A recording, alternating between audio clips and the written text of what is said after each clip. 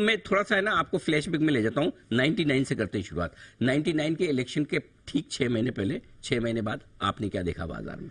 25 साल का हमने डेटा एनालाइज किया, उसमें 5 जो है सेंट्रल इलेक्शन हुए, और ये अच्छा टाइम फ्रेम है। पहला इलेक्शन जो 99 का आपने बताया, वहां पे वाजपेयी गवर्नमेंट आई थी। ये क्या हुआ था कि ये अपनी मेजॉरिटी एक वोट के कारण हार गए थे, वो कुछ फ्लोर के ऊपर। सैफुद्दीन सोज मुझे अभी भी याद है कि वो थे जिन्होंने ऑपोजिशन के साथ चले गए थे। तो वाजपेयी गवर्नमेंट जब आई तो मार्केट के लिए अच्छा था, क्योंकि अपना इंडिया के उस टाइम ना पहले बहुत जोड़ तोड़ की सरकार, उनका फिस्कल जो है काफी इंप्रूव हुआ, और उनका एक मेजर थीम रहा था पीएसयू डाइवेस्टमेंट। उस टाइम अरुण शौरी भी वहां पे डाइवेस्टमेंट मिनिस्टर थे। तो मार्केट को बहुत अच्छा लगा, और उनकी जो मार्केट की जो उनकी जो थी, अब देखेंगे उस साल अगर आप 6 महीने इलेक्शन से पहले इन्वेस्ट करते, which is from now to election, तो आप देखेंगे कि मोटा मोटा 16% रिटर्न आ गया था इन्वेस्टर का। अच्छा। और द इंटरेस्टिंग पार्ट है कि जब वाजपेयी जी जीते, उसके 6 महीने बाद सिर्फ 2% का आया रिटर्न। अच्छा। घूम फिर के 20% आया। और जो होता है ना कि मैं इलेक्शन तब वेट करूंगा, अगर आप वेट कर दिए होते तो 20 में से 16 तो आपके निकल ही गए। तो बड़ा पैसा आपका इलेक्शन के पहले ही बन गया उस टाइम में। ठीक है, फिर अगला इलेक्शन 2004, वो मुझे लगता है कि आज के हिसाब से सबसे रेलेवेंट है। अच्छा, 2004 वाला। हाँ, क्योंकि उसमें उस टाइम क्या था कि वाजपेयी की गवर्नमेंट ने काफी अच्छा काम किया था, और वहां पे जसवंत सिंह मुझे याद है फाइनेंस मिनिस्टर थे। जी। तो एक कैंपेन होता था, इंडिया शाइनिंग कैंपेन। यस, बिल्कुल था। तो बाजार को तो सबको लगा कि भाई यही गवर्नमेंट आएगी और डाइवेस्टमेंट चलता जाएगा और वो सब, और सडनली आ गया कुछ एक वापस कुछ 14 पार्टी कोalition, यूपीए 1, उसमें कांग्रेस था, और सेकंड लार्जेस्ट पार्टी थी कम्युनिस्ट पार्टी ऑफ इंडिया।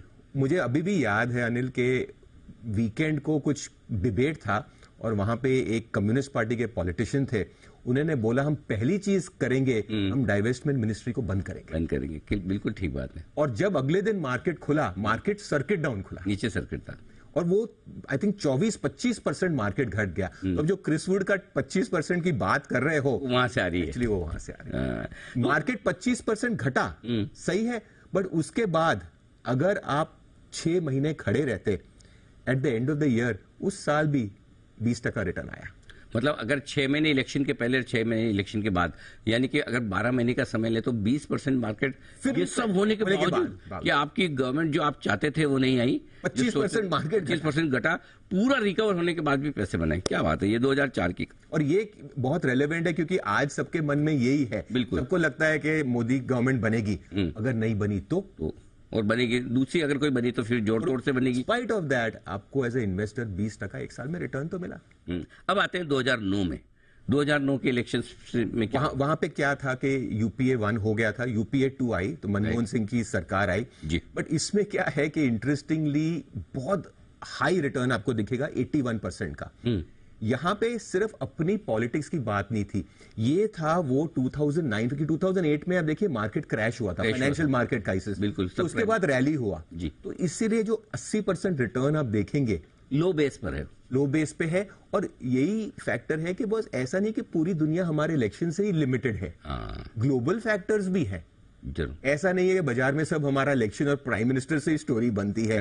तो एक्चुअली द हाईएस्ट रिटर्न पिछले 5 इयर्स ऐसा नहीं है गवर्नमेंट के कारण थी, ये तो ग्लोबल मार्केट थी। तो मार्केट में आप सिर्फ एक इलेक्शन को एक सिंगल व्यू से इन्वेस्ट नहीं कर सकते, आपको एक ओवरऑल पिक्चर देखना जरूरी है। तो 80% रिटर्न सिर्फ इस वजह से नहीं बने कि खाली इलेक्शन और इलेक्शन में वापस से यूपीए 2 आ रहा है, इस वजह से भी बने कि ग्लोबल मार्केट में सब बड़े मजबूत